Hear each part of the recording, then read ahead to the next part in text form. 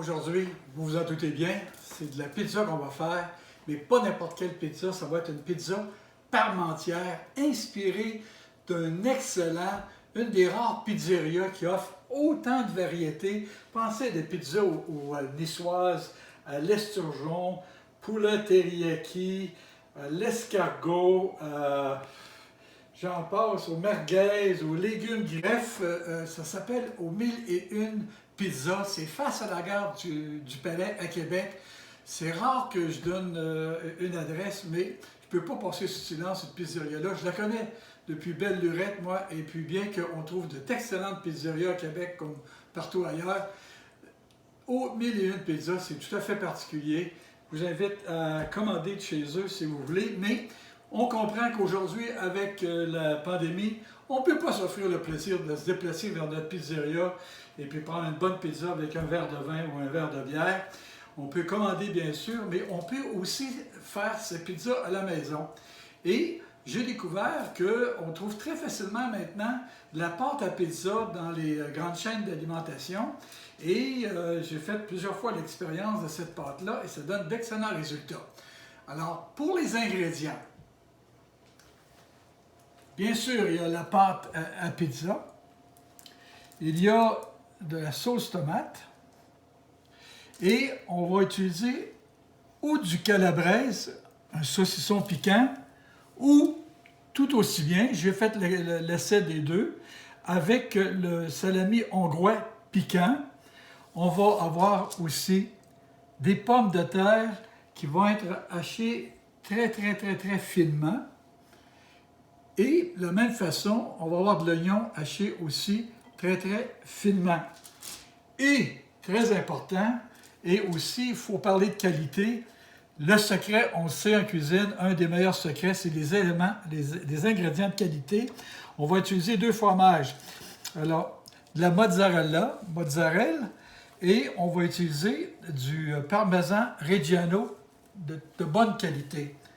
Alors voilà pour les ingrédients. On va s'ajouter à ça, bien sûr, un peu de farine pour enfariner notre plan de travail, pour étirer notre pizza, poivre et de l'origan. J'aurais bien aimé avoir de l'origan frais, mais aujourd'hui, je vais me contenter de l'origan en poudre.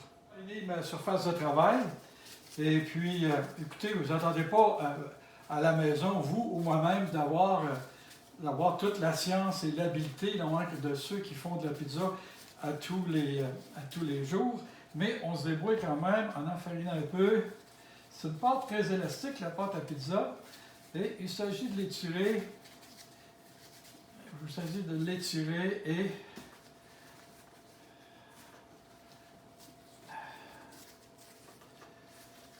et ça va donner d'aussi bons résultats, mais ça ne sera pas beau, là, comme si je l'envoyais dans les airs, faire virevolter dans les airs. Alors, on va y aller comme ça. On va se contenter. On va l'étirer. Puis même, vous pouvez faire croire à vos invités que c'est une pizza carrée. On envoie de la pizza carrée, alors ça ferait tout aussi bien. Mais, comme ça. Voilà.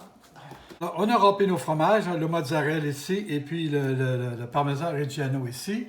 Notre pâte aussi, bon, on l'a mis comme il faut, on l'a étiré le mieux qu'on pouvait. Et ça va être tout à fait correct. Mais en passant, les pâtes, il y a dans les grandes surfaces, les supermarchés, il y a des petites boules qui font des pizzas de ce grandeur-là. Et il y a aussi des 740 grammes que j'ai découvert aussi récemment. Ça fait des plus grandes pizzas. Alors à vous de faire le choix. Vous allez voir que lorsqu'on a coupé nos patates finement, puis on a coupé notre oignon, puis on a préparé ça, puis on a étiré notre pâte, c'est une affaire de une minute et demie. Et on va faire ça tout de suite. C'est parti avec une sauce tomate. Alors, c'est une sauce tomate que achetée toute prête. Et j'ai choisi les sauces qui ont pas ou très peu d'éléments chimiques. C'est une sauce tomate toute simple. Comme ça.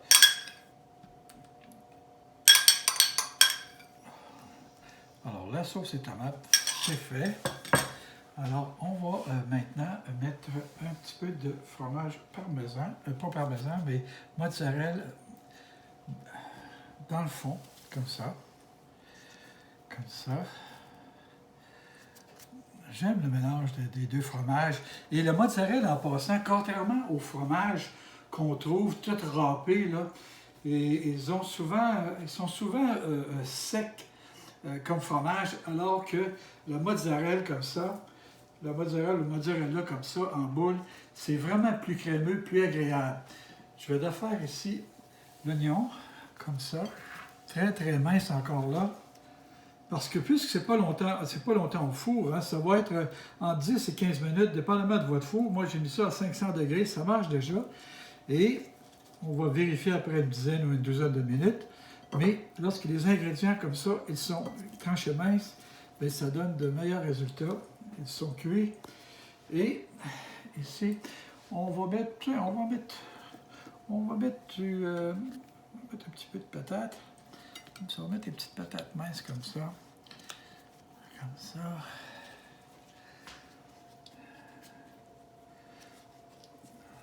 Comme ça. Petite patate mince. Et puis on va les déchirer comme ça. On va mettre ça sur notre pizza.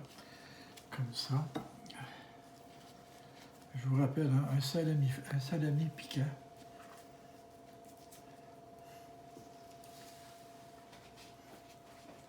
Alors, j'ai choisi ce soir le calabrese, je le déchiquette dessus.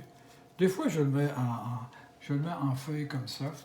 Mais ce soir, inspiré justement de la façon de faire aux 1001 pizzas, alors je le mets de façon déchiquetée comme ça. Et il va nous rester à ajouter le parmesan. Ici comme ça. À son goût, généreusement au moins. On a tendance à la maison d'être généreux. Mais il faut regarder les saveurs aussi. On va mettre le reste de notre fromage ici. Comme ça. Et voilà. Alors, le poivre.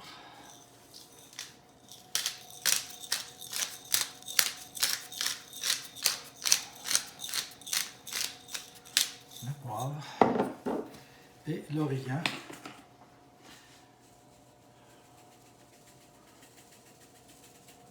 Alors, on est prêt à fourner. Et voilà, c'est parti pour 10 minutes, 12. On va vérifier. Alors, si vous venez de découvrir ma chaîne YouTube En cuisine avec Jean Fleury, ou même si vous êtes un habitué, bien abonnez-vous et pour vous assurer d'être mis au courant à toutes les fois, parce qu'à toutes les semaines je publie une recette, bien, cliquez sur la petite cloche. Alors voilà, dans quelques secondes, notre pizza va être prête et voilà.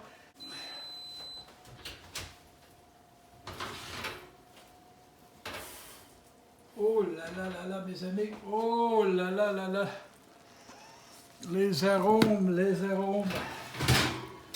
Les arômes. Alors ce soir, la recette de ce soir, c'était